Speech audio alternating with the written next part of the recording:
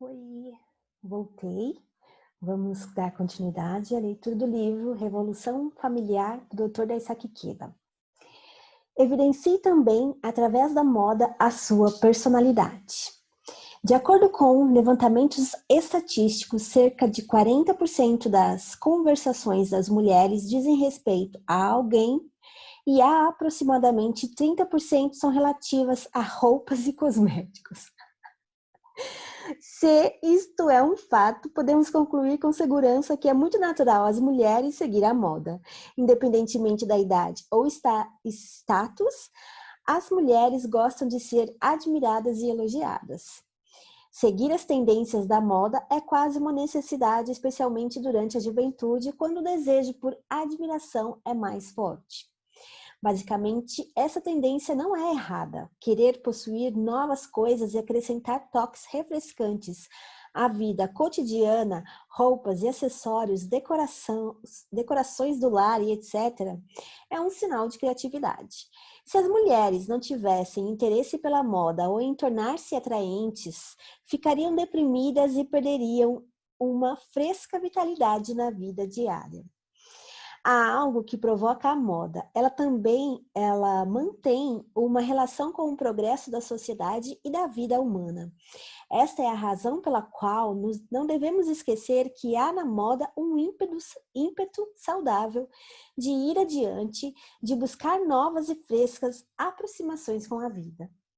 Devemos compreender, contudo, que os figurinistas nem sempre são pessoas artísticas que possuem a habilidade talentosa para criar novas tendências. Em muitos casos, o confeccionador e os proprietários das grandes lojas estão apenas interessados em vender mercadorias. Logo, é um julgamento pobre e a ausência de senso comum desfazer-se de roupas atraentes e resistentes apenas porque a moda mudou. Prático, né? Um senso prático de não se desfazer das roupas que são boas ainda, porque mudou a moda. Se a roupa não acrescenta a atratividade de uma pessoa ou não reflete a personalidade de um indivíduo, então a escolha foi pobre. Buscar boa reflexão, né?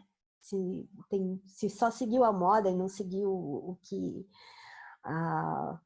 representa a pessoa mesmo, né?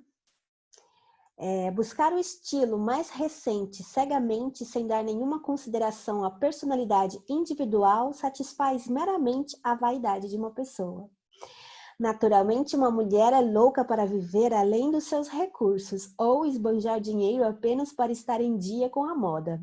Nem todas, hein? Seguir a moda às cegas cria, no final das contas, um vazio na vida de uma pessoa.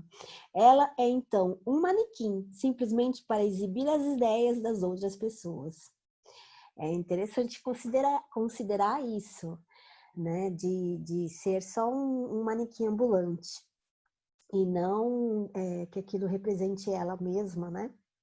Enfim, hoje em dia tem uma preocupação mais em ter do que ser, e às vezes as pessoas esquecem de ser alguém interessante e quer ser só o que representa, né, a embalagem. Enfim. Não sejam governadas por novidades, mas antes tentem tomar vantagens delas como um instrumento para expressar sua personalidade. A fim de ficar em dia com a época, é necessário saber e compreender as tendências do curso da moda. A moda realmente descreve a tendência da época. Por isso, devemos ter um sentido agudo e bom senso para observar e distinguir os motivos dos outros, o bem, do mal e o certo, do errado, antes de aceitá-los. Deveremos tirar o máximo de proveito das tendências para as nossas vidas diárias, de acordo com a nossa própria personalidade. É bom ter dado esse conselho, porque nem todo mundo vê isso como tão óbvio, né? Uma vida sincera que não perde para a vaidade. Há um brilho de vaidade em todos nós. É perfeitamente natural que desejemos realçar-nos. ou ser elevados aos olhos dos outros. Em um dos seus pensamentos, Pascal declara: a vaidade está de tal forma arraigada no coração do homem que um soldado, um criado, um cozinheiro, um malandro se gaba e pode ter seus admiradores. E hoje em dia, então, hein? Com esse negócio de rede social. E os próprios filósofos pretendem o mesmo. E os que escrevem contra isso querem a glória de escrever bem, e os que os leem querem ter a glória de os ter lido. E eu que escrevo isto, talvez tenha essa vontade, e talvez os que me lerem. O desejo de buscar a glória aparece em todas as faces das nossas vidas. Será que não, né? É indigno, contudo, elevar-nos mais do que realmente somos. É falso e frívolo, oscilante e efêmero, e isso tampouco significa a sua própria glória, e não passa de uma hipocrisia, a vaidade cometidas contra si mesmo. É sempre bom ter um equilíbrio, né? E ter esse cuidado, sempre de discernimento. O budismo, não por menos, ele é conhecido como o caminho do meio, né? O equilíbrio mesmo, ter esse discernimento de não pender nem para um extremo, nem para o outro. Uma pessoa pode receber satisfação temporária ostentando a vaidade, mas não lucra nada num tempo mais longo. Não obstante, é da natureza das pessoas exibir-se. Nada é mais poderoso do que a verdade. Ninguém pode jamais encontrar a real felicidade vivendo uma vida plena de vaidade. Uma pessoa que aprecia ser superestimada pode inesperadamente achar-se um fracasso no futuro. Acredito que o mais correto é viver honestamente e desfrutar uma vida verdadeira. Se se deseja viver uma vida verdadeiramente feliz, deve-se viver como autênticos seres humanos. É bem importante não correr o risco de colocar a satisfação pessoal na mão, né, de reconhecimento. Imagina, a chance de frustração, de sofrimento é enorme. Então, a pessoa que vive nessa busca de elogio, de vaidade e reconhecimento pelo que parece ser, acaba não desenvolvendo realmente o que é, né? É um perigo. Não há necessidade de censurar-se, mesmo que os outros a subestimem. Será melhor que se tornem capazes de concretizar objetivos mais elevados, compreendendo que foram subestimadas. Desta maneira, chegará o dia em que seu valor real será notado. Mas não que se espere isso, porque senão a falência é total. Uma grande pessoa é aquela que sabe a grandeza do homem simples. Por isso mesmo, não utilizem da vaidade ou da arrogância para expor sua pessoa. É somente importante viver simples e sinceramente. Esmerar-se em exibir é manifestar uma ausência de poder pessoal. Frequentemente há aquelas pessoas que são enganadas pela vaidade de uma outra pessoa. Penso que elas também devem ter forte vaidade. Uma pessoa que se inquieta continuamente com a opinião dos outros, que mostra presunção quando elogiada ou que alimenta rancor quando criticada, é propensa a tornar-se vítima da vaidade. E sofre, né? Sofre muito a pessoa que se inquieta assim pela opinião dos outros, seja elogio, seja a crítica, né? No budismo elucida o princípio dos 8 ventos, 3 né, digamos assim, de elogios e 3 de negativos, assim, de turbulência, né? Então, a gente aprende muito a seguir esse caminho do meio.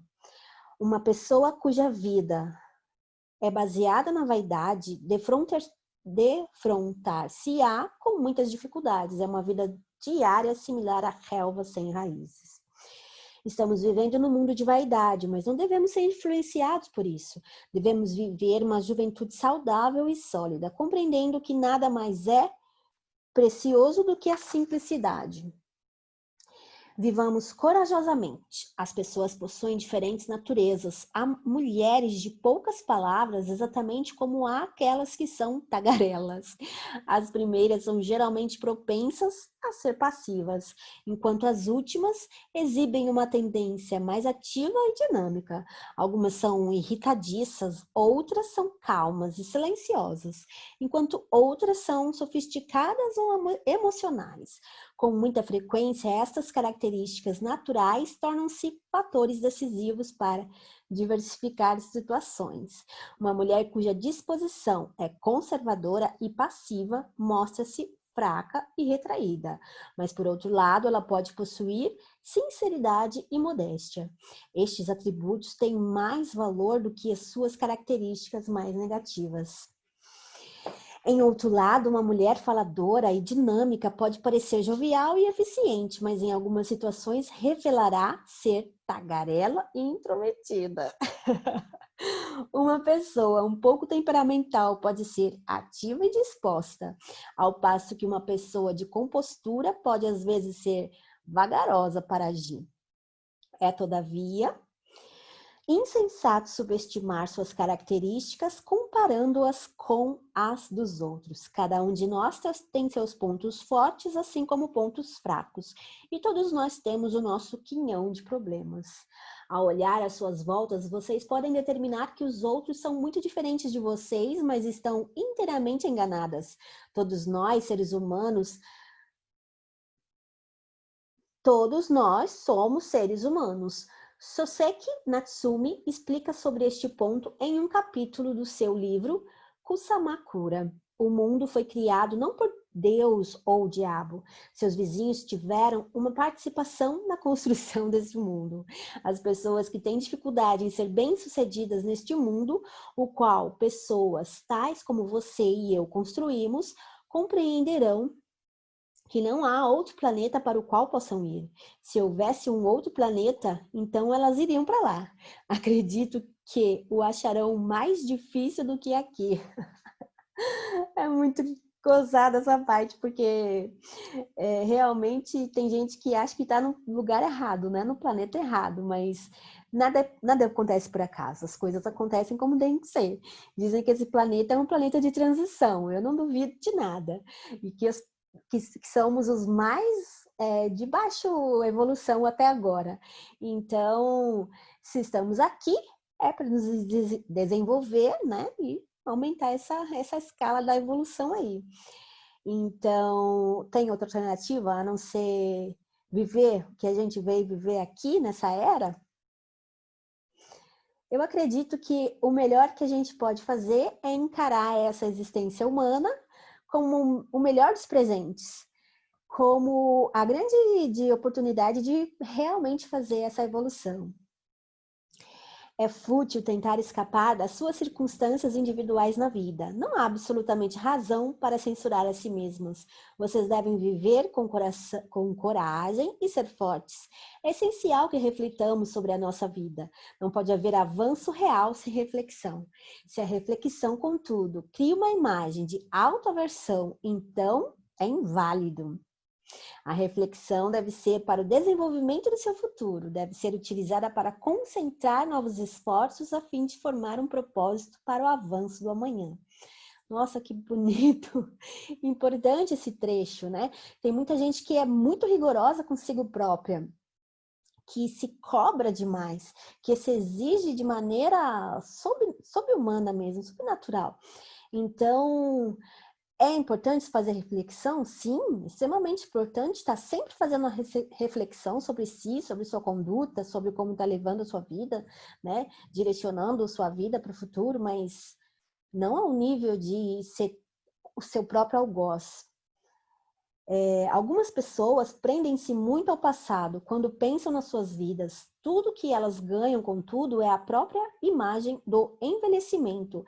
Essa não é a atitude daquelas que são jovens e têm potencial para expandir-se no futuro.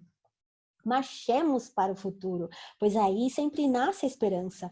Uma infinita potencialidade está latente dentro de nós. Vivamos com alegria na juventude para nós mesmos e para os nossos vizinhos. Disso sempre brota alegria, vivamos fortemente com coragem. Então, o caminho para o futuro abrir-se-á sempre à nossa frente.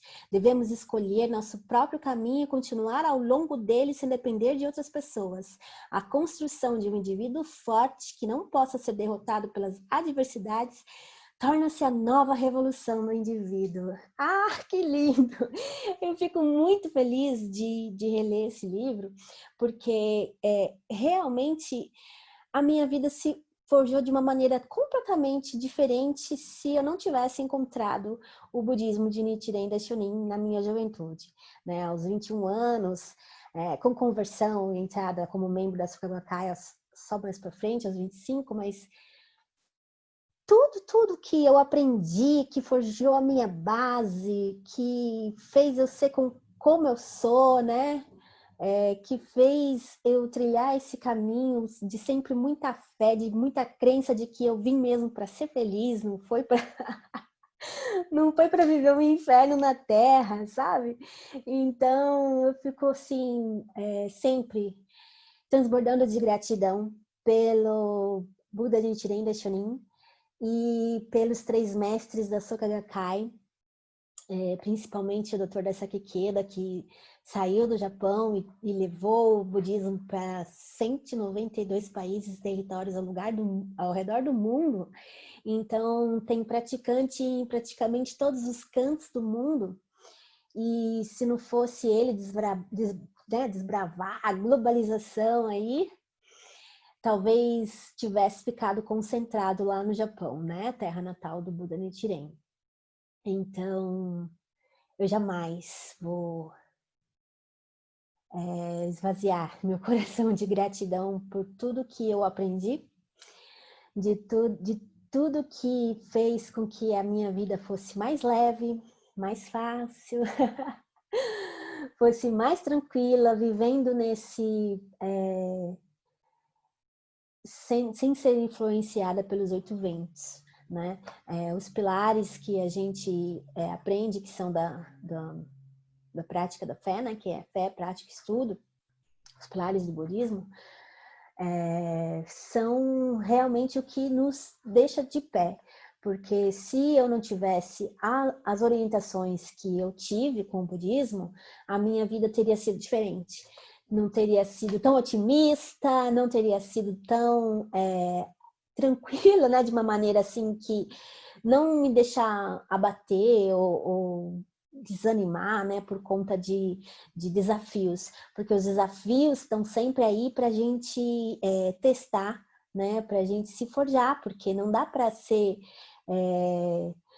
transmutar para uma coisa diferente se você não tiver um desafio. Então, é como o milho, né? Que não vira pipoca sem aquela agressão do fogo. Então, eu gosto muito de fazer essa comparação. Que todos os desafios são para nos forjar de mais forte, sempre como a espada, né? Que passa fogo e bate, sopra. Então, é muito bom. Eu vou parar por aqui. Amanhã eu volto com a leitura de mais um trecho. Olha, um novo capítulo chamado Relação entre as Mulheres e a Sociedade. E estamos chegando assim ao quarto final. Então tá, amanhã eu volto. Até mais.